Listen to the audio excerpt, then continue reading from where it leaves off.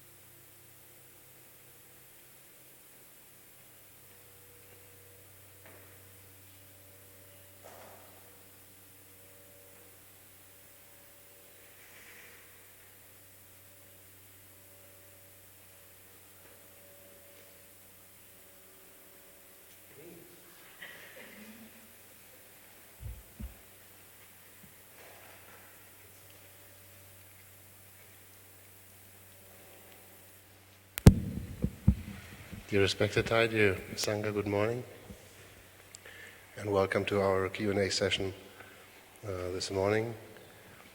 I didn't know that I was invited to be on the panel, but I don't know that I have also to facilitate. We have to talk about this later, Sister Chiniam. She, as the eldest, she should take responsibility. I'm just kidding. So, welcome. We have the opportunity today to get in touch with the beautiful teaching and the Dharma and the practice of mindfulness by offering, you have the opportunity by offering us questions that still maybe you have a space in yourself which you don't know what to do with, or a lack of understanding, a difficulty in the practice, a suffering that you just cannot solve by yourself or with your Sangha.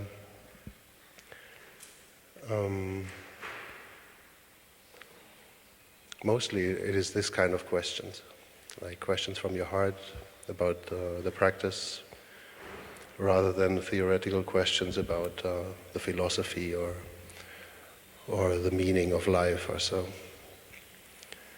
And here our panel will have the opportunity today to also learn and grow with the questions you ask, because we have to dig deep in ourselves and ask ourselves these questions.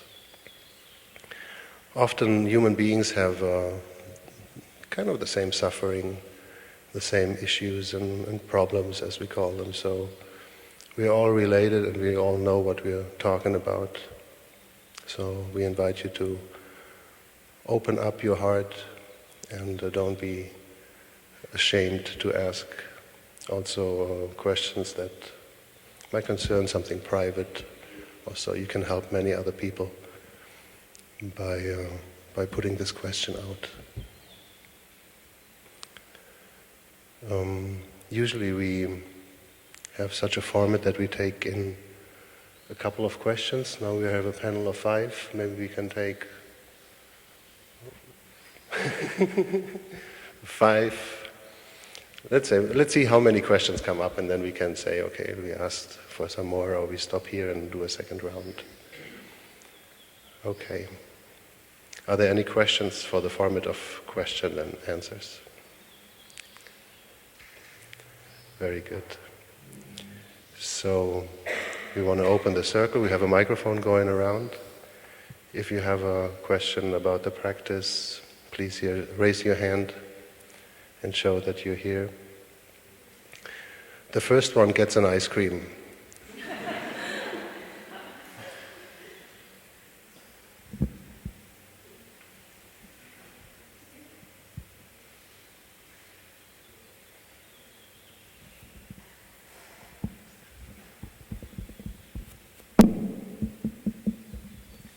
Does anyone have a question?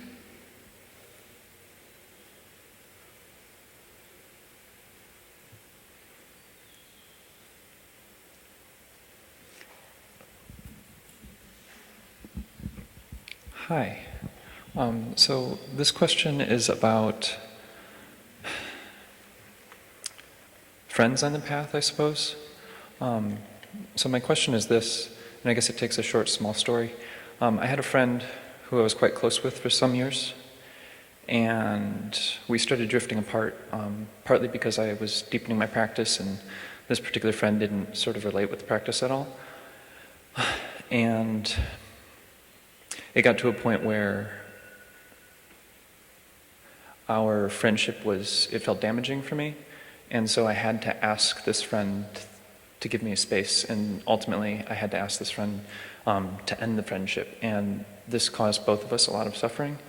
And now I find it's been some months, and there's still questions in my mind about whether or not I made the right decision by asking this friend to sort of separate from me. And I'm wondering if any of you could speak to that. Could you try to word that in one sentence? Oh. How can you, okay, one sentence, I'm told.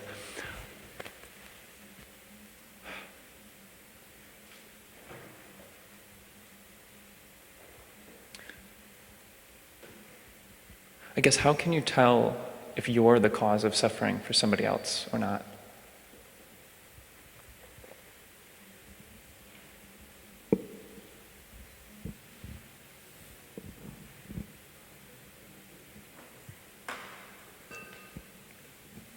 Does anyone else have a question? Yes.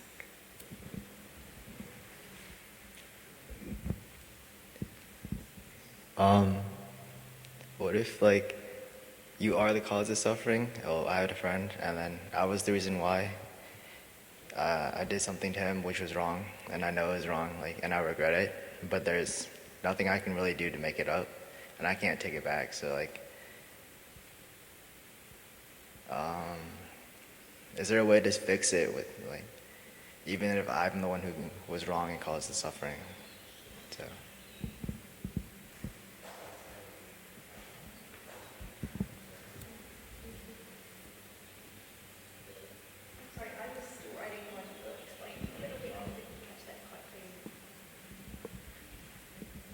I caused suffering for somebody else. How do I fix it or repair it?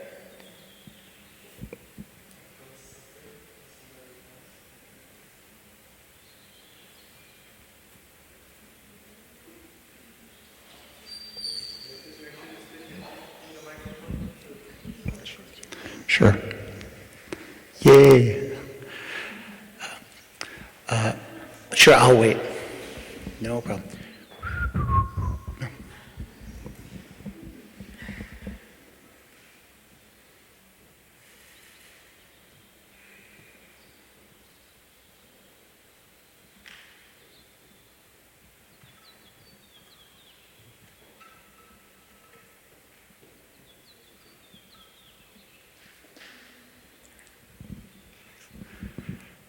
My question is, how does one know if the monastic path is right for him or her, for oneself?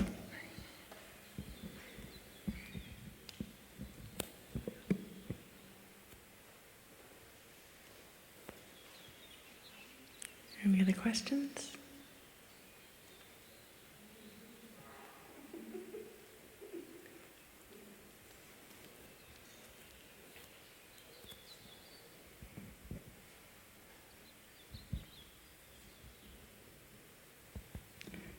Dear Thai, dear Sangha, my question is related with the fifth mindfulness training, the nourishment and healing, and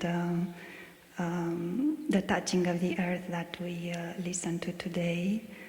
and it's about being a vegan versus vegetarian in our community, Plum Village community, the 4/4 Sangha here. I have listened to Thai's answer to why not eating milk and eggs reduces the suffering and promotes compassion in our hearts. And my question is about that. Thank you. Thank you. Is the Plum Village community vegan or vegetarian?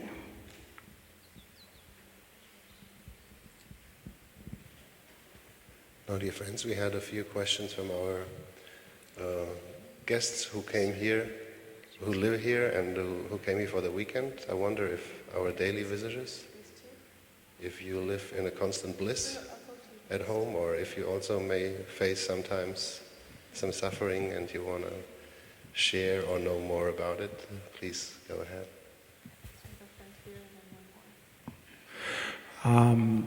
Is there anything beyond mindfulness?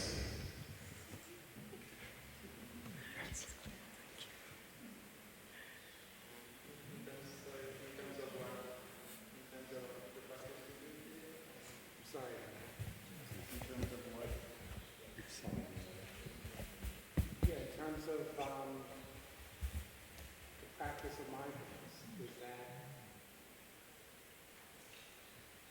the end, or is that just something on the path?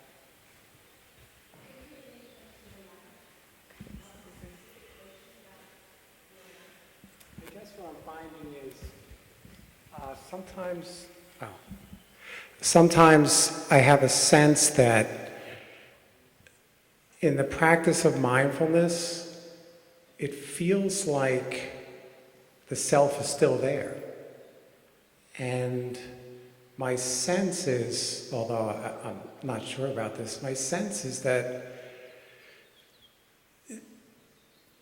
you know, in kind of understanding this, or maybe experiencing that there really is no self, is mindfulness kind of the way to do that, or is there something even beyond mindfulness that allows that experience of no self to happen? I guess I would say, is mindfulness necessary in order to experience no self?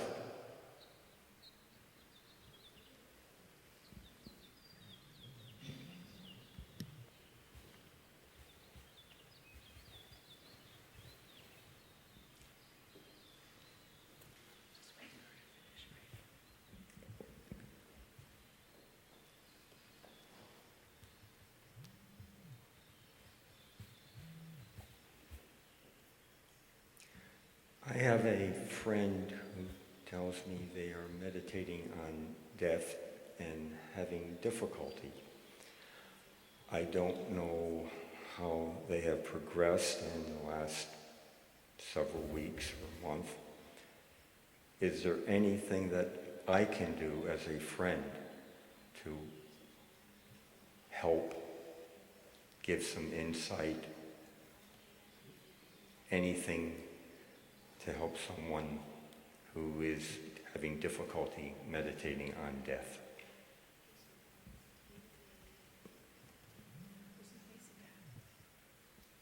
Is that someone who's facing death? No. Themselves? No, this is a young.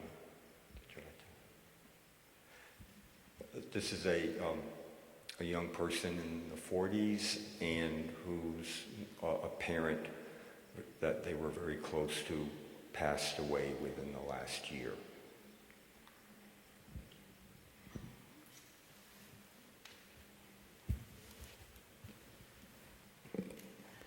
Okay, thank you for your questions. We will stop here for the first round. And we ask our sister at the bell to please delight us with the sound of a bell so we can relax our bodies and come back to our breathing. Also calm our thinking.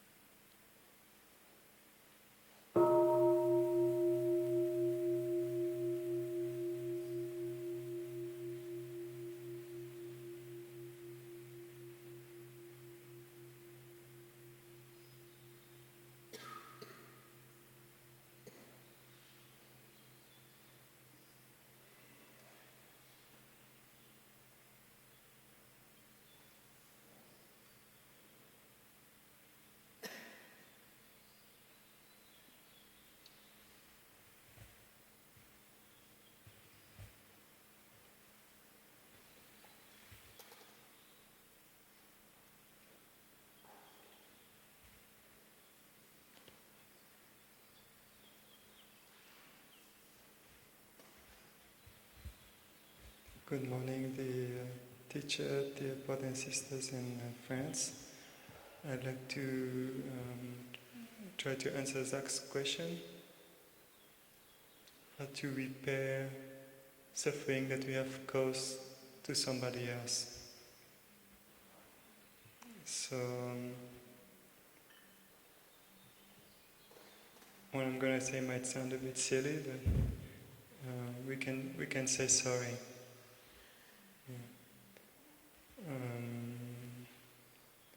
To say sorry, or even just to feel sorry, is already a practice of love. But there is a way, I find there is a way to say sorry. Because sometimes when we say sorry, we feel very guilty or heavy. Sometimes we fall in the idea that I'm totally wrong and you're totally right, and I just crumble like this. But to say sorry can be something beautiful. You can be humble, but still keep your dignity and still love yourself. And to say sorry like this,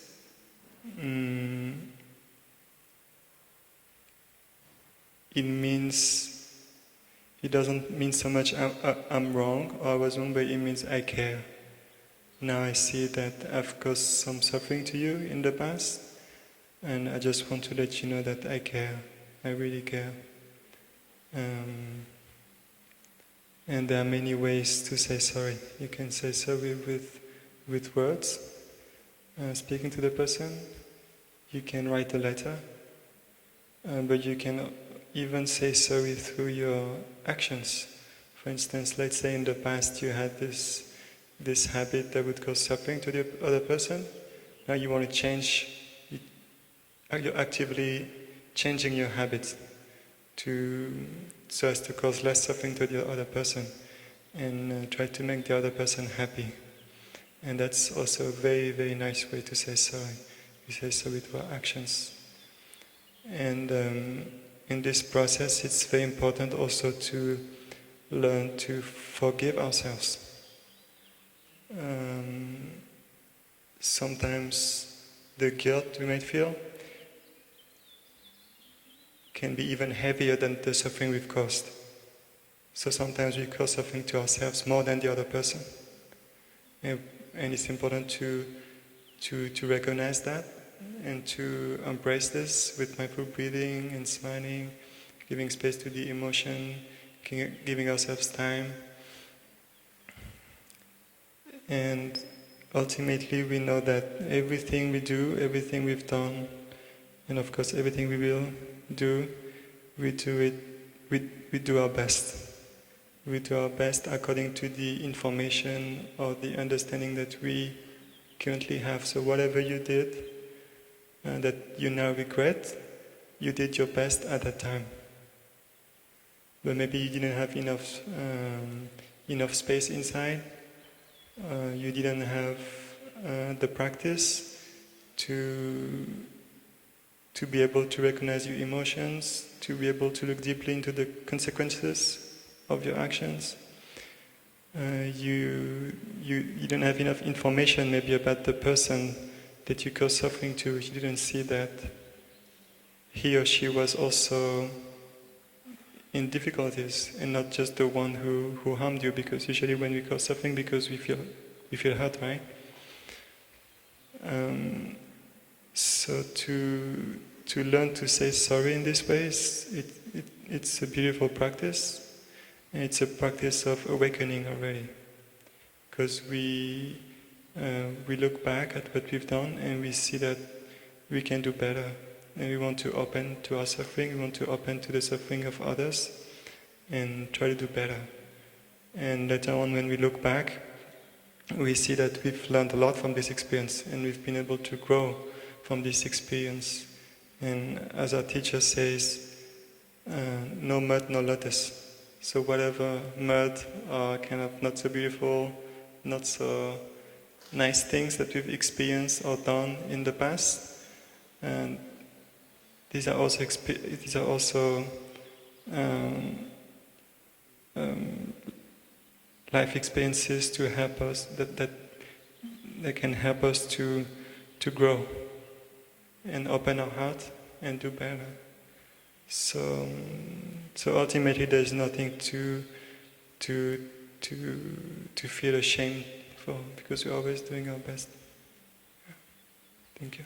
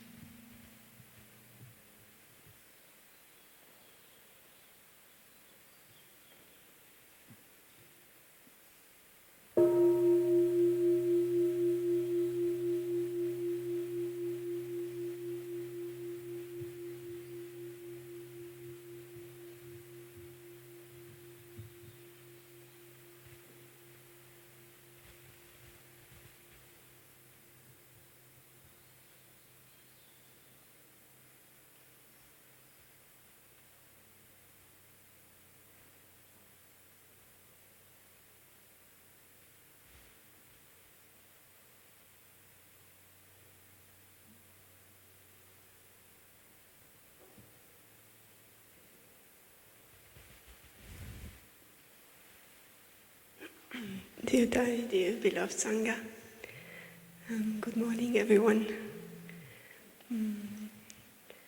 I'm jumping in, but I don't know exactly what I'm going to share. I'm just playing the game, and it's very nice.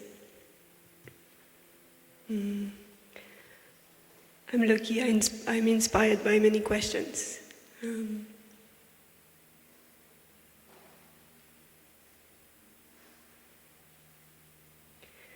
Especially the first one in relation to what our brother just shared now, even if I couldn't really hear with the sound.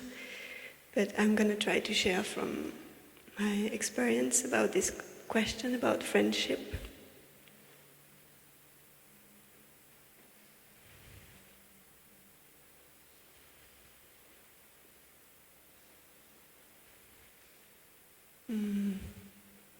If I understood the question well, I understood that it's about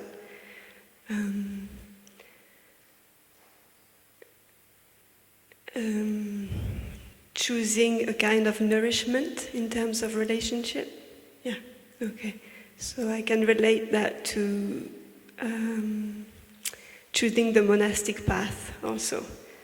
And it's connected to the third question.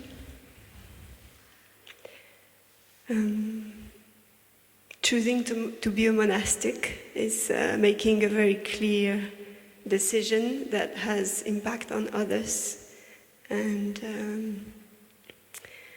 it's a process of in a way deeply it's a process of connection, but also it's a process of separation at one point, separation from the family, the kind of environment we are used to. And it's like showing something very special and strange to our friends and our family. And sometimes it can create a lot of reactions and not understanding. But deeply, it's not the choice we make. It's the choice of monastic. It's not to be cut off. It's to be connected deeply. So I understand the question in terms of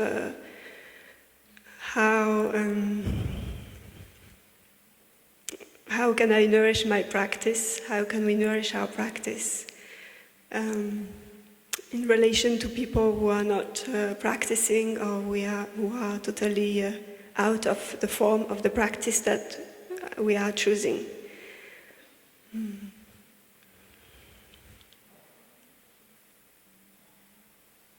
First of all, for me, it has to do with communication.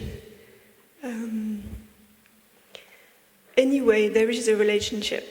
Anyway, if we are monastic or lay practitioner, there is a relationship with our childhood friends, parents, family. We cannot really cut off. It's not real. It's not true.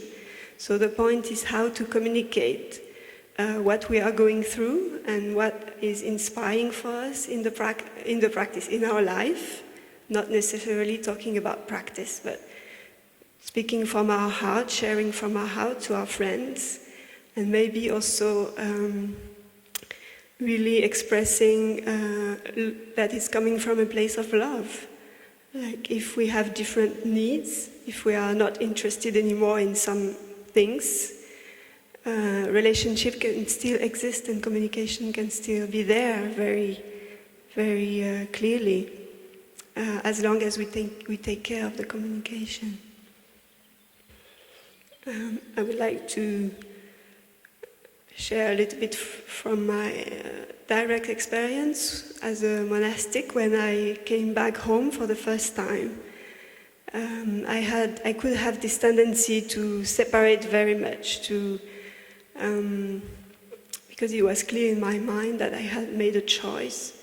So the tendency to say, I don't want this and I want that. But I could see that it was very hurtful. And slowly, growing into the practice, I could really touch the deeper relationship, heart relationship with people that were very far from my aspirations. So I don't know if it's very clear, but for now, I would suggest, or I would propose that the point is to see that if you don't feel comfortable inside, is that there is something that is not clear with yourself. So to come back to this feeling of not feeling at ease, and to look for yourself and to connect with this person again and to express more deeply and to trust that this person has a heart too, and that you have different needs but you are still in connection, but your needs are bringing you on a different path. So I hope that it's clear, but that's what I see, that we cannot deny any relation. Our friends are inside of us. We are inside of them.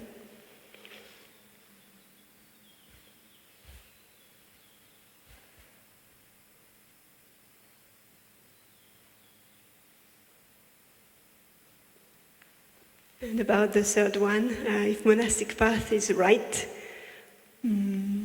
for me, I didn't have to ask the question, because when it was right, it was clear.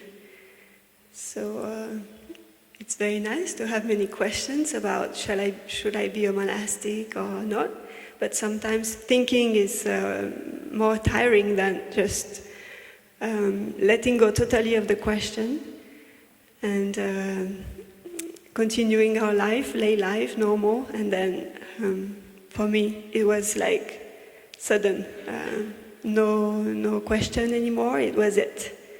It was it. So that's my experience, but I'm sure my other brothers and sisters have a different experience. For me, the answer of this one is no question is the answer.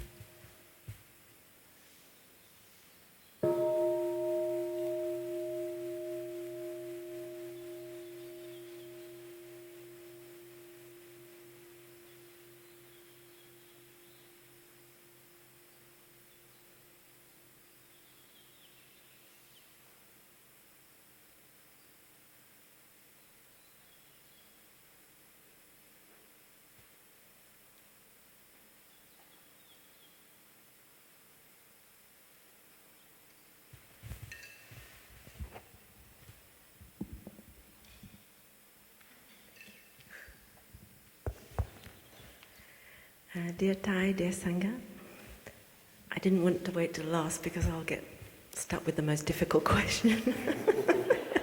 And I'm the youngest, so I should have chosen first.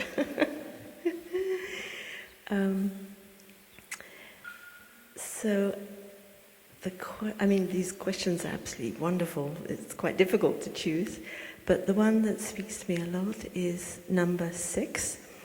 It's a question that talks about very deep practice. I'm only a young monastic, but I do have very elderly parents, so this is a subject that has been concerning me for quite a long time.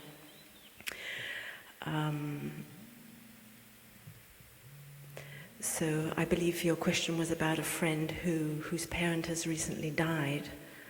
Is that right? Someone is meditating on death because they've recently had the experience of someone close to them dying. Within the time frame of the parent dying, this person's come back to Buddha and is very devoted meditation and working on many aspects of their life. One of the aspects that they felt they needed to work on more was the factor of death. Mm-hmm. Okay, but have I understood correctly that one of the parents has already died? Yes, which prompted... Mm. Yeah, thank you. So, I remember a senior monk once saying to me, don't wait until someone has died before you start meditating on death.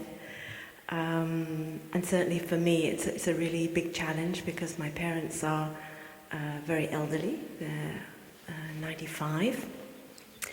And so each time I'm in contact with them, each time I see them, I think this may be the last time. And this has been going on for maybe 10 years.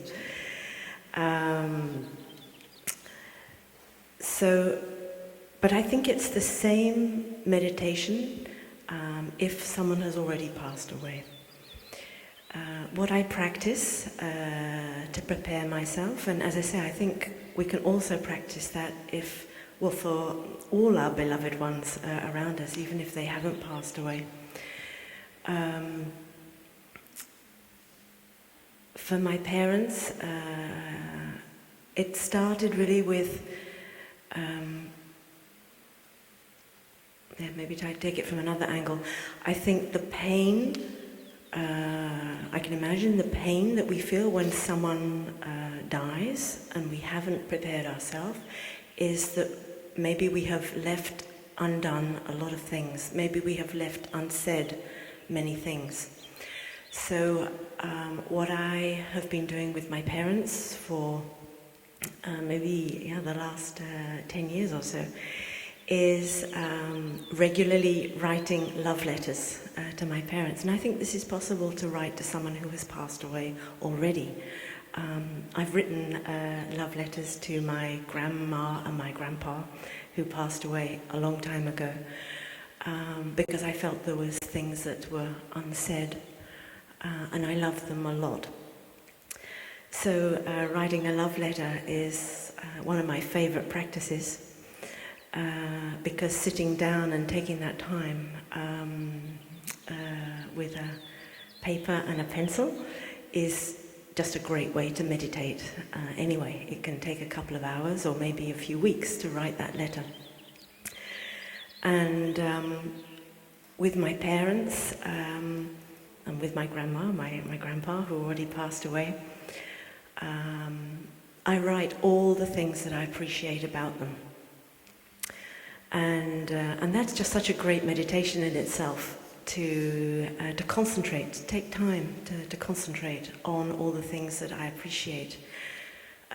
And knowing that all those things I appreciate in my parents or the people that I'm writing the love letter to are also present in myself, particularly with parents, particularly with our blood family.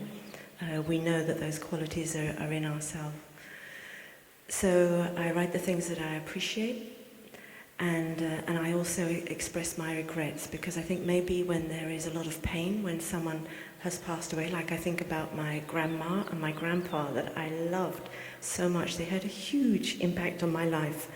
But when they died, I was an adolescent, and I hadn't received any kind of spiritual training as to how to approach death. So I'm afraid I just pushed it away and pretended it wasn't happening. But with this practice, I was able to go back to this situation and to do it better. So I've written letters to them and meditated on all the beautiful qualities that my grandma, my grandpa have, and that I know that are in me, and also expressing my regret about things that I didn't do so skillfully, and chances that I missed. And having written these letters, it makes their presence very alive in me. And I love gardening. My parents also love gardening, although they're too old to garden now. And so while I'm gardening around the monastery, my parents are totally with me. I am completely in touch with my parents. I was gardening with Clytie. I don't know if she's here. I was gardening with Clytie the other day. And I realized that even things that I was saying were the exact phrases that my father uses. And I said to Clytie, my dad is here with us now gardening. And I just feel so much gratitude. And I know that my father is in my hands as I'm tying up the roses and cutting off the dead heads. And they're really present with me. They're really in me. And I feel so much gratitude. And the same thing with my grandmother. My grandmother also loved gardening. This is a great way to get in contact with ancestors through something that we love doing. For example, that could be cooking too. I know when I cook, my mother is really present too. She's in the kitchen with me. And so it brings me a lot of happiness. And I know that I really touch the teaching that Thai gives us, that there is no birth or death.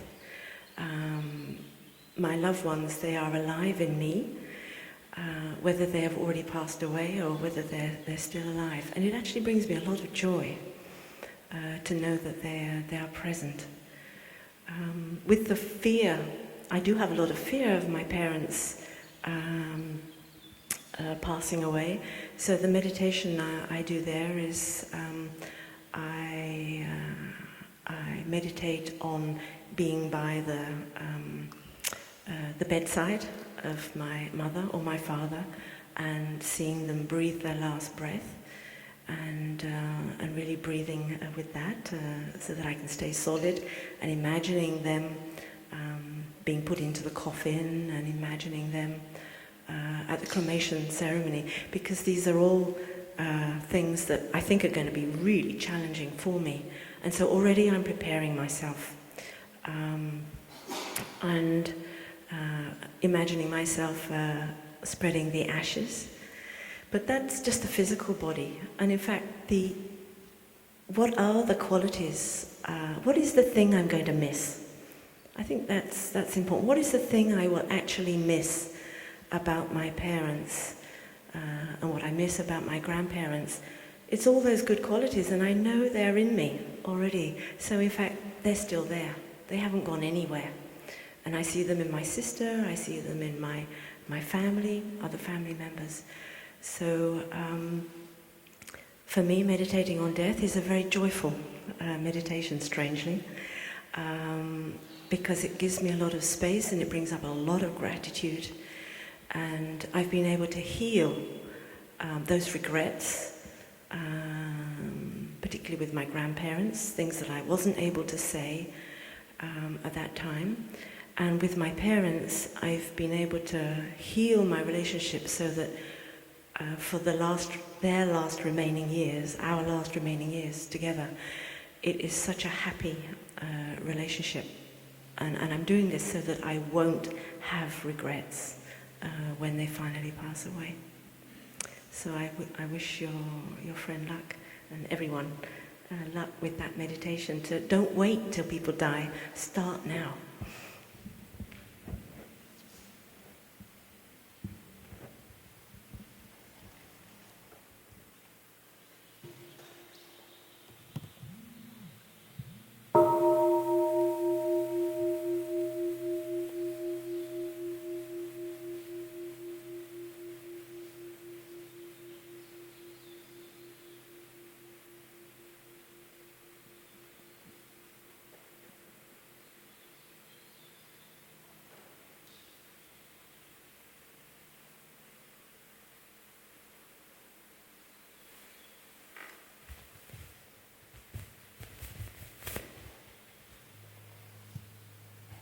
Dear respected teacher, dear sisters and brothers, is mindfulness necessary in order to experience non-self? When I heard the question, I thought this is exactly the question I asked not to ask, but to ask about the practice and no theoretical questions. And I had the perception this is a very theoretical or philosophical question. Unless you explained, until you explained a little bit further, and then I was able to get in touch with your pragmatic intention. At least I think I did. So I want to try to approach that. To me, what I heard you saying is what is important for you to have an answer on these questions. The question is that non-self also means like happiness for you, or fulfillment, or you come associate with this realizing non-self or emptiness, how we call it, to realize a relieved and a relaxed state of mind and a harmony within peace. Is that correct? So thank you. I'm glad we're on the same page. And my Dharma name is a realization of emptiness.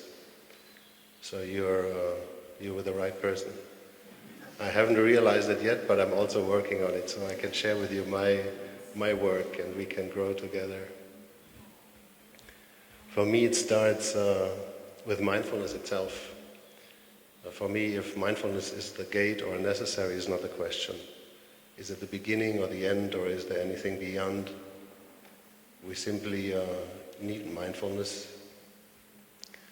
Because what is mindfulness? Mindfulness, we say, is the awareness of what is, of the awareness of the present moment, of the unjudgmental awareness of what is happening within me and without me. And therefore there have to be a self, we have to be aware of something. I understand that too. And if we want to be mindful, we have to be mindful of something, of our breath, of our steps, of our presence. So we're not there yet at non-self. We are not there yet in a relieved state of mind. Our tradition speaks of 3 steps, and mindfulness is the first step of those 3, which are mindfulness, concentration, and insight. And they lead one into another, and they're also they're interdependent. So with mindfulness we open a gate to awareness, to see what is going on, which is very important in order to see where we are at, where we are in, and what is going on with us, like emotionally,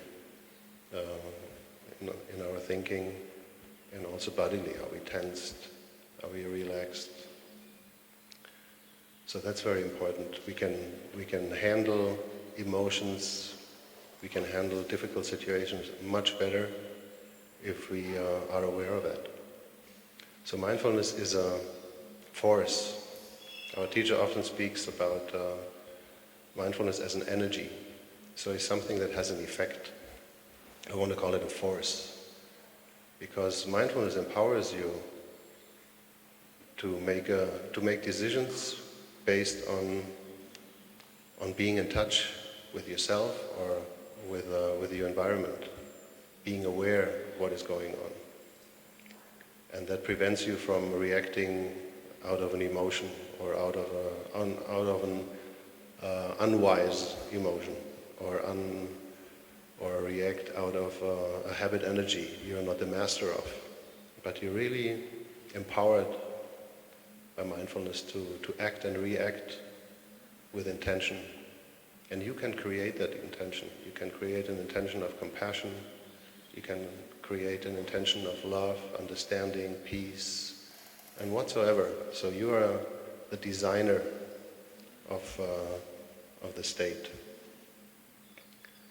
And you're designing actually, it's kind of the near future.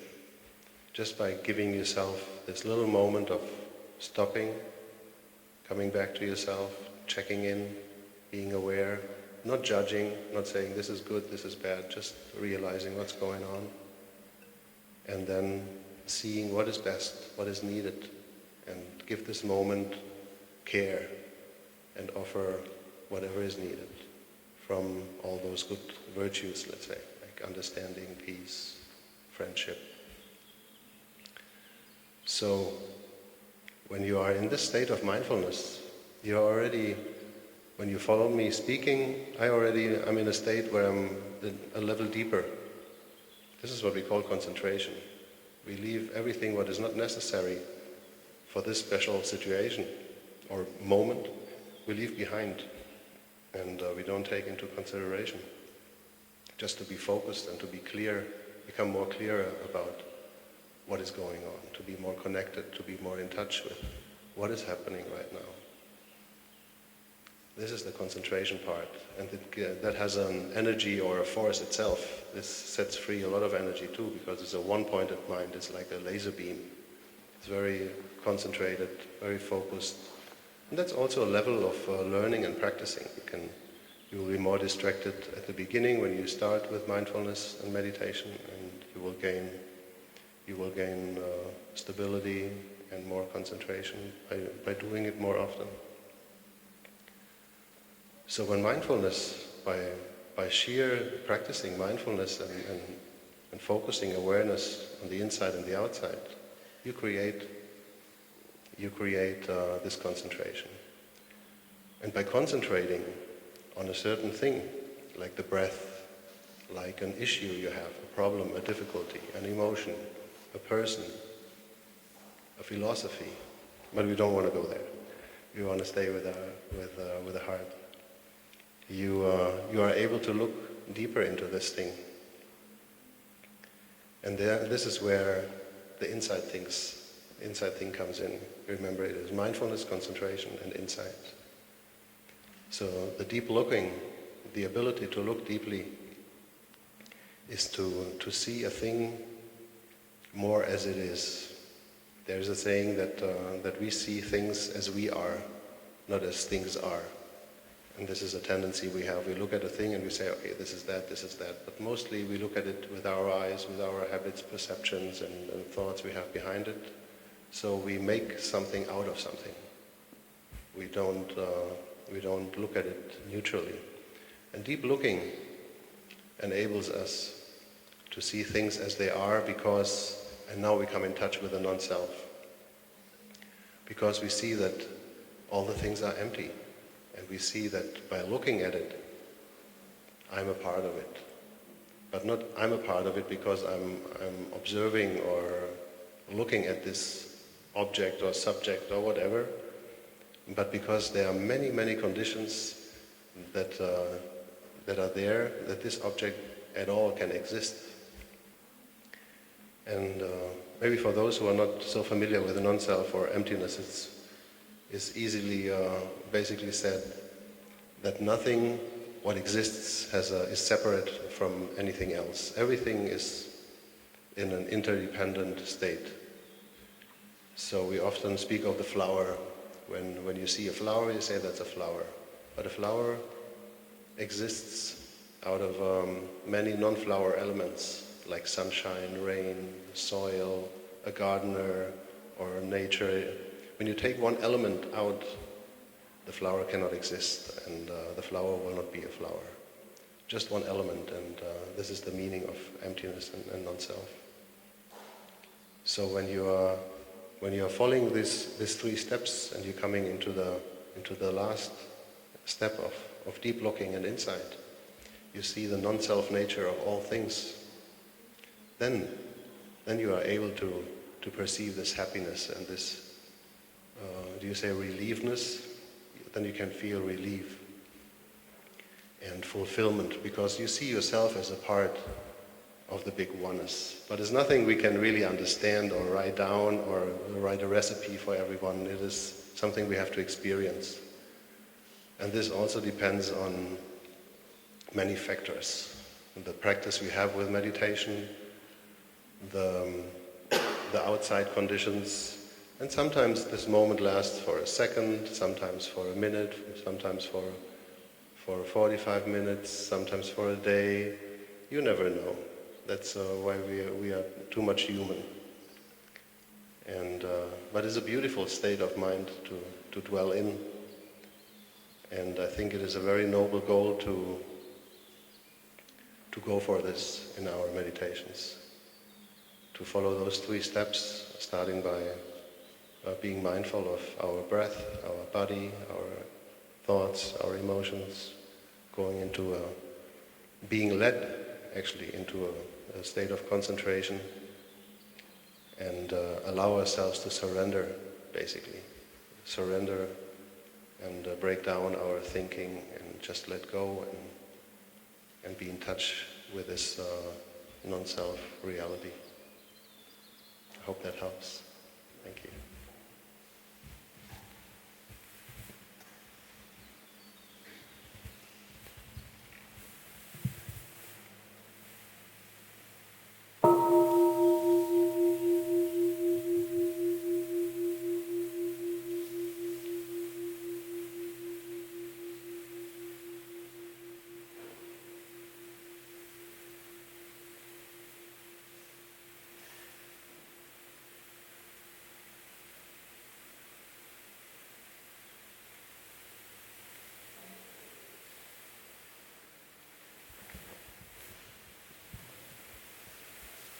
Dear respected Thầy and dear Sangha, now I would like to answer the question number 2 and concerning a little bit the question number 1.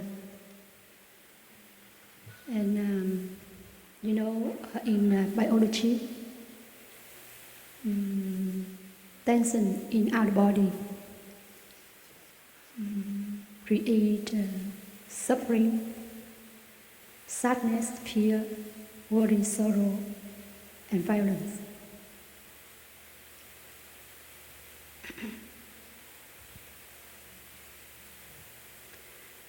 And the pituitary gland, tiếng Yên.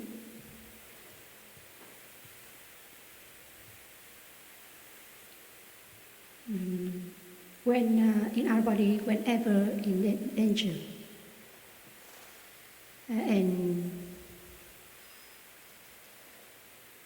we will automatically secret chemical, and that into the bloodstream. And after a few seconds, and that chemical signal the adrenal gland, tiếng thượng thận, and secret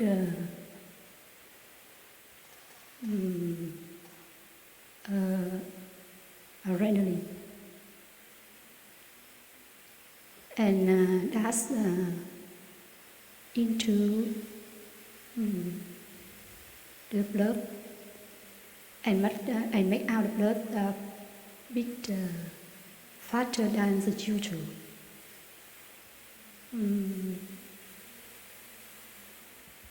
And after that, the heart is pumped the limbs and the eyes to cope with the dangerous situation. And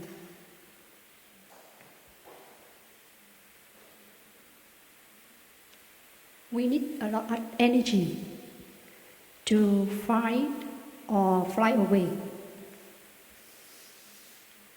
so that all our organs stop operating, and which causes the out-of-body state, stress or suffering. So if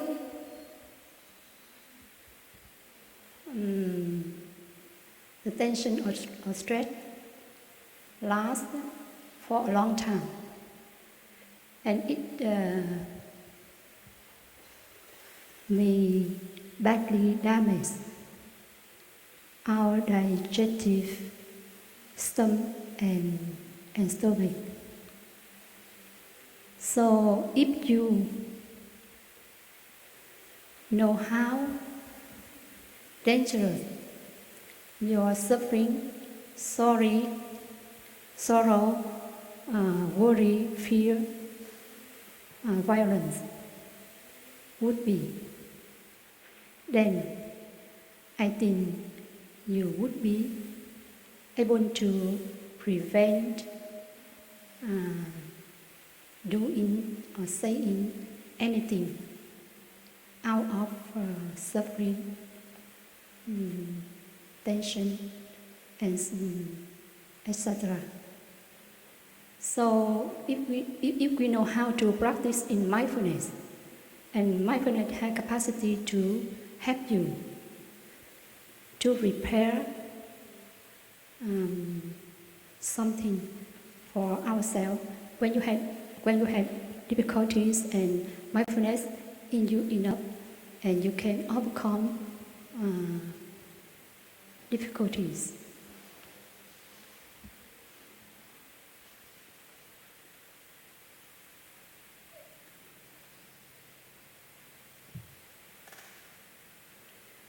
And Thầy have been taught us that if we know how to suffering, you will suffer less. And I think if you practice mindful breathing, that is the basic practice every day, can help you develop concentration, and right away you had insight, and that trainings help to protect you and make you be happier in our daily life.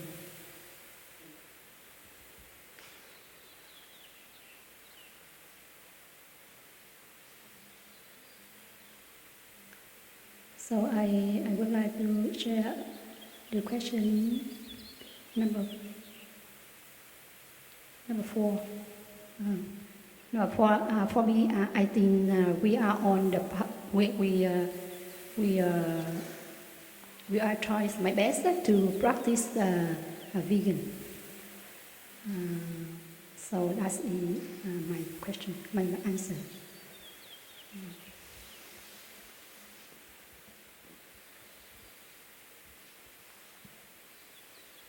I would like to share a little bit the question number 5 concerning number 6.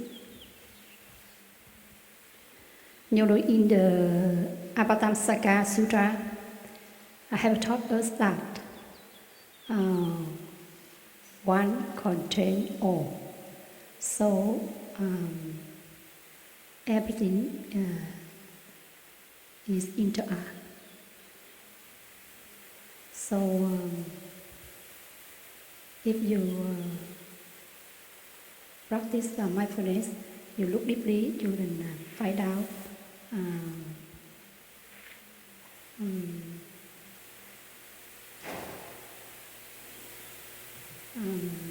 you are not alone. You are not a separate self. And for example, when you see a flower in front of you, the flower is made of non-element flower. The flower has many elements such as earth, air, soil, and even though the person who take care of the flower. So if you see like that, you can liberate from non-self.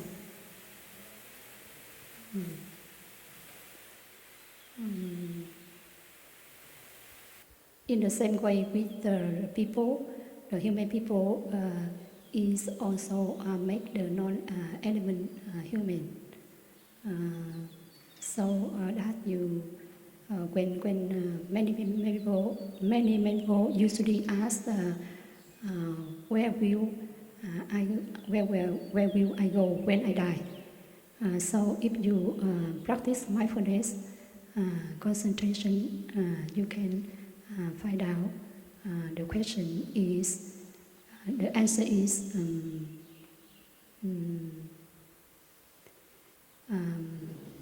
when you die, you just change from one form to another form.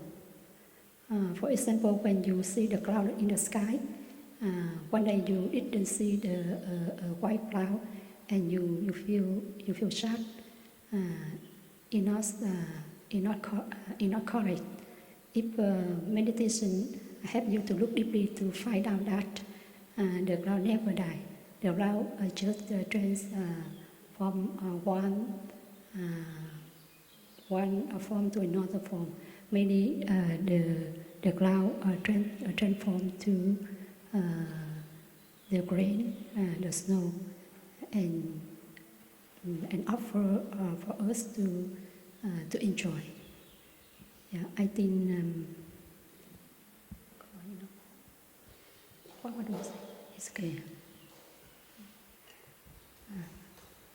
And thank you for panel question answer, and thank you for everyone being here for mindfulness day. And I think we should to stop here for prepare recitation 40 mindfulness ceremony. And I want to sit upright and practice to listen the 3 sound of the bell. Thank you.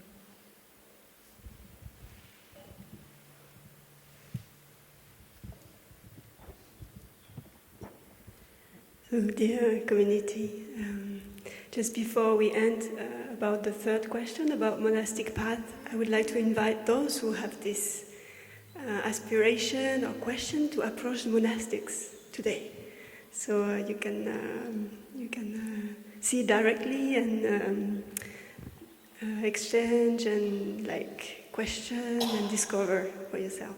Yeah, we don't have any answer, but I think the best one would be to just connect directly, and especially the young ones. Don't be shy.